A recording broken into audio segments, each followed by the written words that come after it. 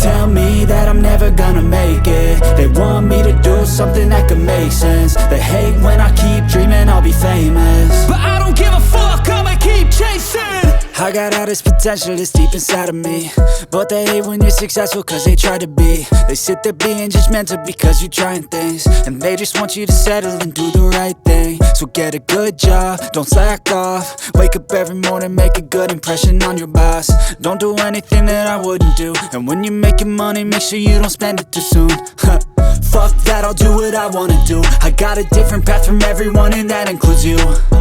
Who are you to tell me how to live life? In these times it feels like nobody is right, yeah. So I'ma figure out what else we succeed, and then invest all of my time into that and proceed. I need whatever the hell could make me happy, and I don't think you have a clue what could that be. They tell me that I'm never gonna make it. They want me to do something that could make sense. They hate when I keep dreaming I'll be famous, but I don't give a fuck, I'ma keep chasing.